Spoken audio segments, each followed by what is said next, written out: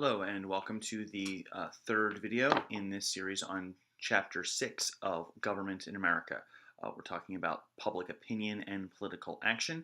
So having talked about public opinion polling in the last video, we're going to talk about what the public does believe and how the public puts it into action. The first topic to cover is the notion of political ideology. Now, an ideology is supposed to be a coherent system of beliefs, not just I support gun control or I support low taxes or whatever, but a worldview, a way of looking at government, politics, society that fits together well. And this system of beliefs is called an ideology. Now, it's very easy for me to say that or for a textbook writer to write that down as the definition of political ideology. The trick is we're human beings, and human beings are complicated, messy thinkers. What is coherent and what is not coherent is often up for debate and often in the eye of the beholder or of the thinker in this case. And many people hold beliefs that don't entirely fit well together for a variety of reasons.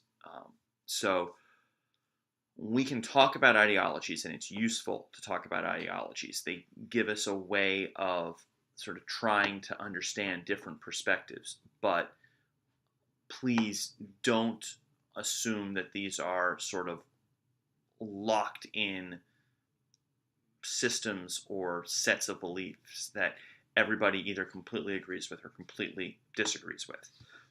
Because, like I said, we're human beings. We're messy thinkers. And that's just the way things work. And you've got to be able to handle that messiness if you want to deal with politics and the way people function together. That having been said, I'm now going to try and break down American politics into two major ideologies, primarily because we have a political system in this country that usually boils things down to two options. And we'll talk about that when we talk about the party systems. So usually voters get presented with two major choices at election time. And so a lot of times those two choices will represent the two dominant American political ideologies, which are usually referred to as liberal and conservative. Liberal is often sometimes referred to as the left. Conservative is sometimes referred to as the right, which dates back to the French Revolution and where people sat at a particular time. But that's the way things go.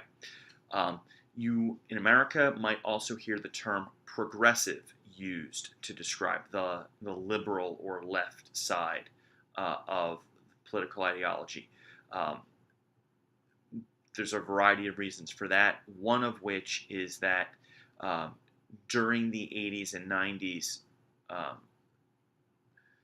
the conservatives did such a good job of waging a negative public relations campaign against the term liberal that even people who are liberal don't want to call themselves liberal. Some people started using progressive as an alternative. Some people started using progressive as a way of saying, well, we're not like the people that you thought of as liberal before, or they had some other problem with the liberals of the 70s, 80s, and 90s, and so they started using progressive. Both terms get used today. Now, again, I'm going to try and, in very broad strokes, go over the differences between liberal and conservative political ideologies in America.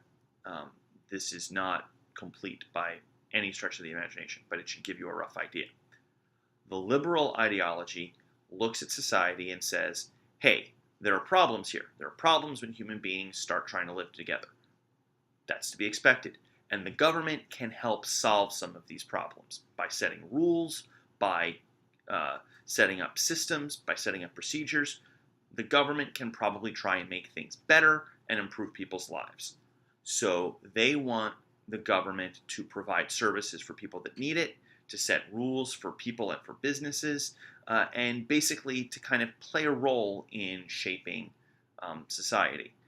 At the same time, they also kind of want to let people do their own thing as long as their own thing isn't hurting anyone else. So when it comes to moral issues, liberals will tend to want the government to stay out of that and let people do their thing. So a liberal would tend to favor a program that would spend more money on helping people get healthy food, but they would not want to set rules restricting whether you have access to, to birth control. The food is, you have a problem, government can come try and help.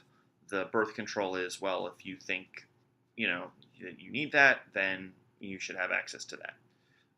So that's sort of giving a general idea of the difference between how liberals want to get involved in solving problems, but they also want to stay back and let people kind of make their choices and be who they want to be.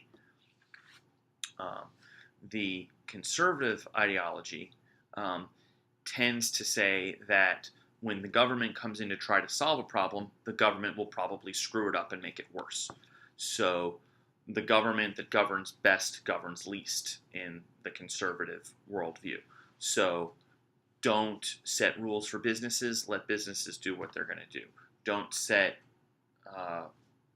rules for what individuals are able to do with their homes or things like that.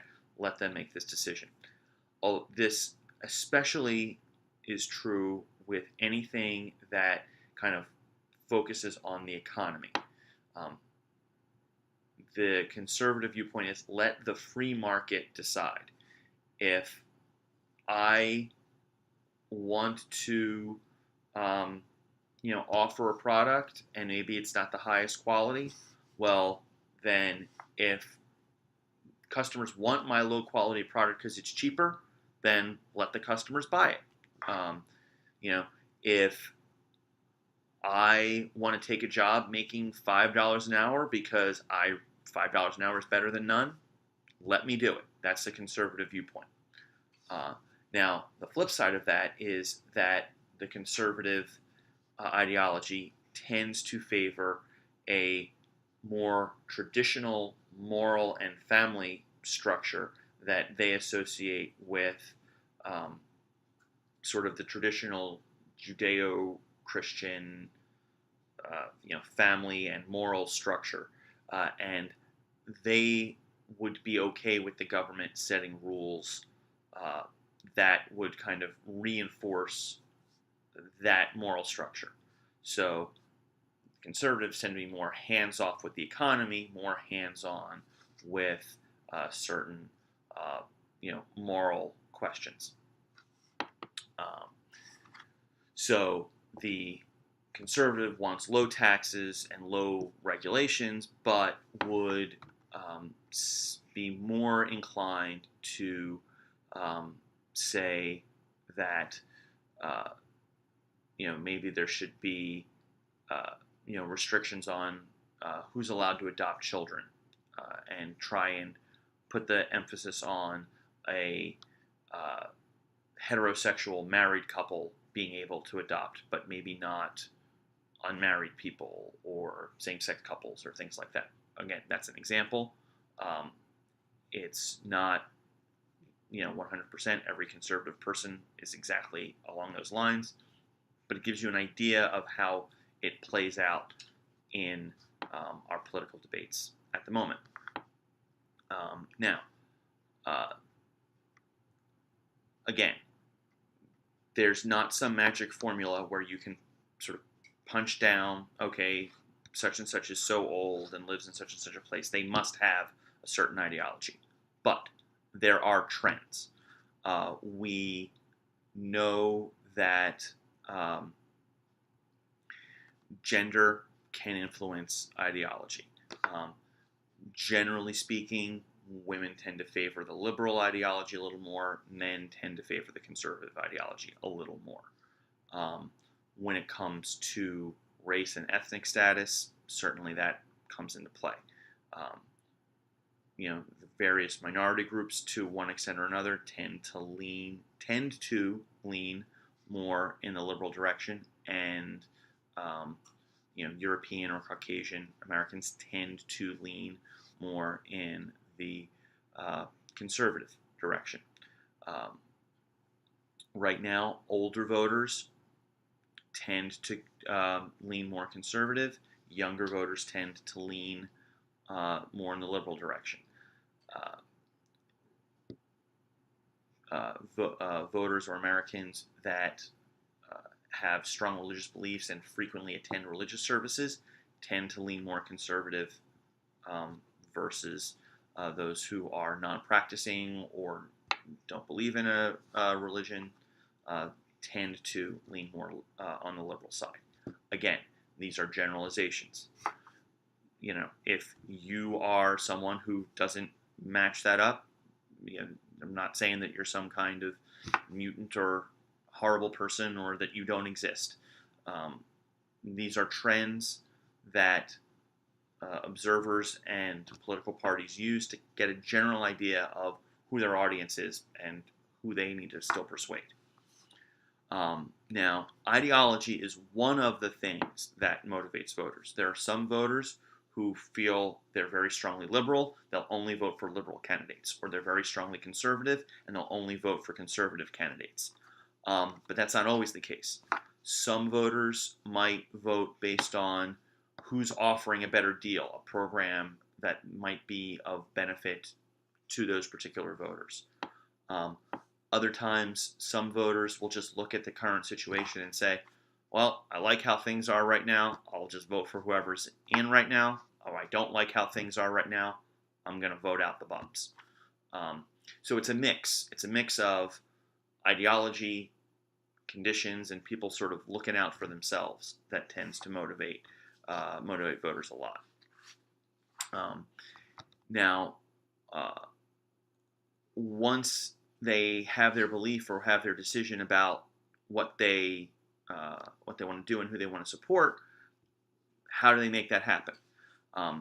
We can break down two different ways of participating in the political system. Roughly speaking, there's conventional, which means you're inside the system, and unconventional, which means you're working outside of the existing political system. Conventional participation is I go to vote. I go to help a candidate get elected by volunteering or donating to a campaign. I write to my, I go to my congressperson's website and send an email to them about what I believe. That's all working within the system. That's how the system is set up to accommodate us and make us part of the system.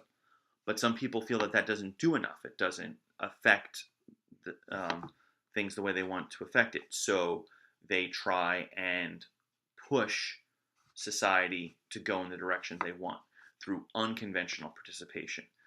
They hold protests and rallies. They stage boycotts and refuse to buy products of people who are promoting ideas they don't like. They engage in civil disobedience to try and shut down the system or disrupt the system to call attention to their problems. So whichever ideology you are, you can participate conventionally or you can participate unconventionally. But, or you can do both. But those are the ways that people try and get involved. Okay. That wraps up this set on public opinion and political action. And I leave you with these final questions for thought and discussion.